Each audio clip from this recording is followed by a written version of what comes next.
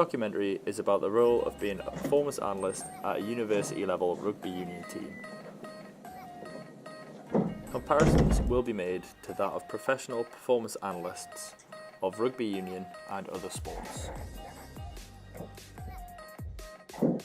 The role of a performance analyst is multifaceted, changing based on many different factors such as what the coach requires. As you can see from these interviews, each performance analyst describes their role slightly differently. A big part of our job is pre-scouting our opponent. Knowing your opponent is so crucial.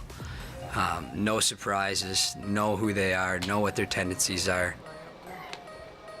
The bulk of our work is preparing for the team that we're about to play. So on a practice day, we're coming in early and we're watching our opponent's previous games, breaking them down by system.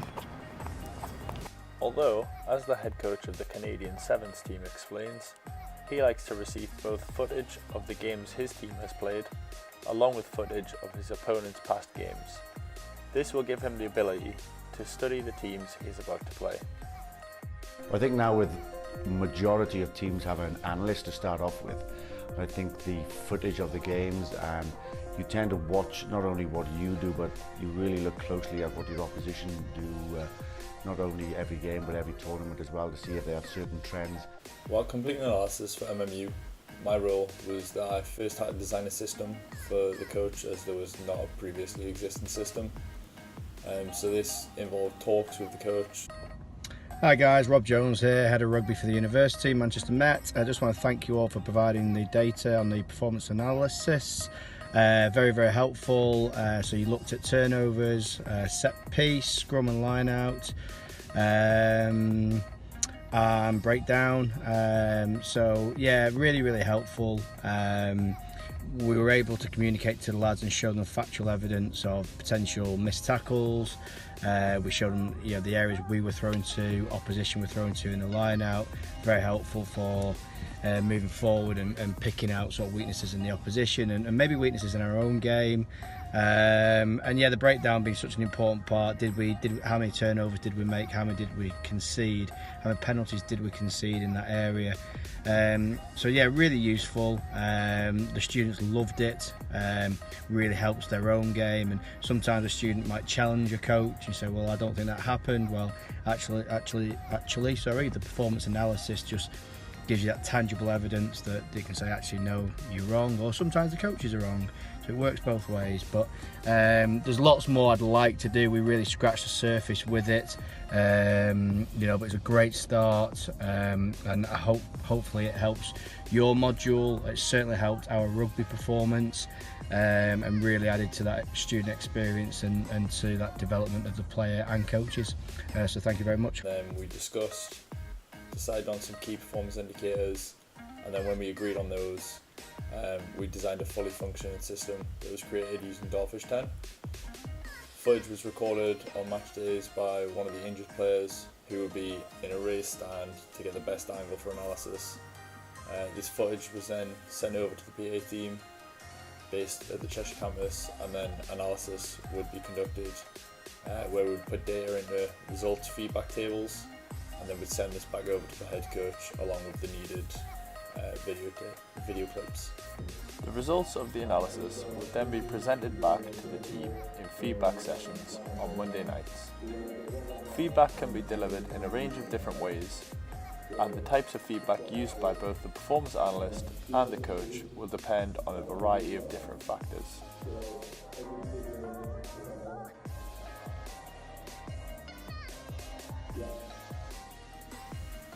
The biggest factor affecting us was the fact we were on different campuses. So we were on Cheshire campus, and then we were doing PA for Manchester campus.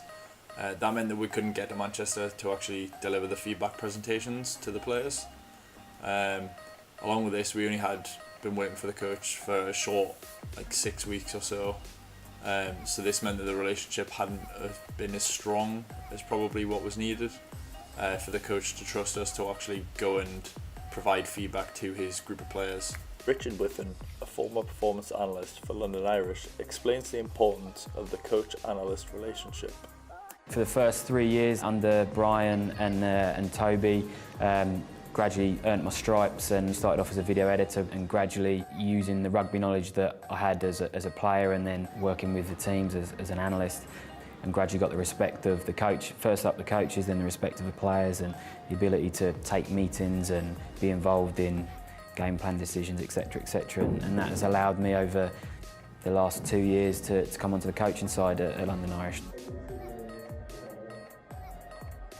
When providing feedback to players, we followed a process similar to O'Donoghue's 2017 dynamic process model, where we provided the coach with feedback sheets that he would use in his delivery to the players.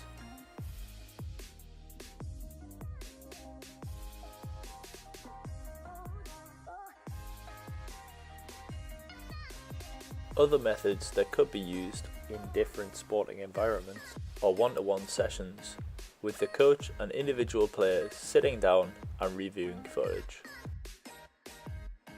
Alternatively to this, pod feedback could be used. This is where groups of players with a similar role sit down together and review footage with one another, identifying strengths and weaknesses. Player-led meetings could be another prominent way for a team to deliver feedback to players.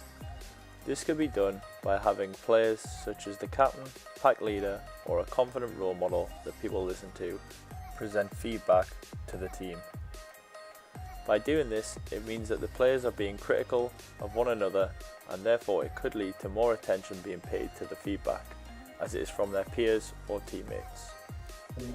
Team meetings or player meetings can be led by the performance analyst or the coach. Footage from the previous match or training may be reviewed, with feedback given to the whole team. Each of these methods provides different strengths and weaknesses, and it is down to the coach and analyst to learn their players and pick the appropriate method for their audience. When speaking with professional performance analysts, they made it clear that it was key to learn your audience. This was evident when they gave an example of how they used to make comedy videos targeted at players for each week. These videos would be used for the away trips to show on the team bus.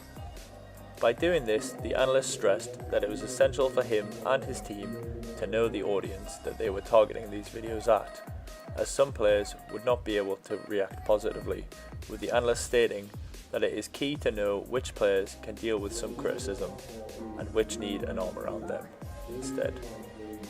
According to Wright et al., feedback sessions are primarily coach-led.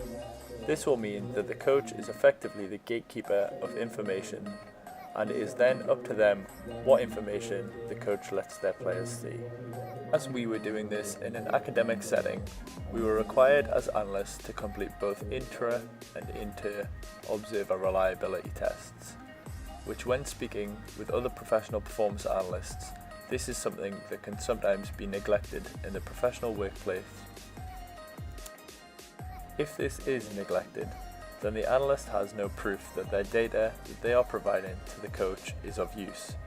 If the coach were to spot that the data provided by the analyst was wrong, it could cause a breakdown in trust, which may lead to the analyst's job being at risk.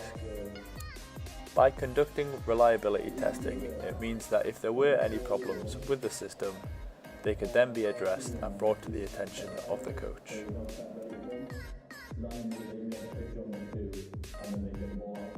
By sending feedback sheets to the coach, it meant that he was able to identify trends over the 6-game profile that we were coding. By picking a 6-game time frame, it gives the coach enough data to be able to spot trends. Along with this, the coach will be able to review whether any changes made in training as a result of feedback has been successful or not. For example, if the team had been working on line-out defence in training, the coach would be able to keep track of the line-out defence stats that were produced over that 6-game time frame.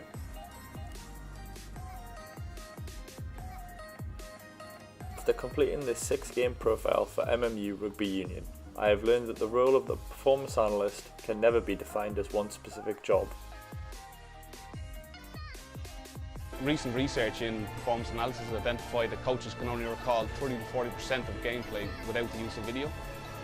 So speaking to a lot of coaches, they will tell you that it is a vital part of their preparation for performance.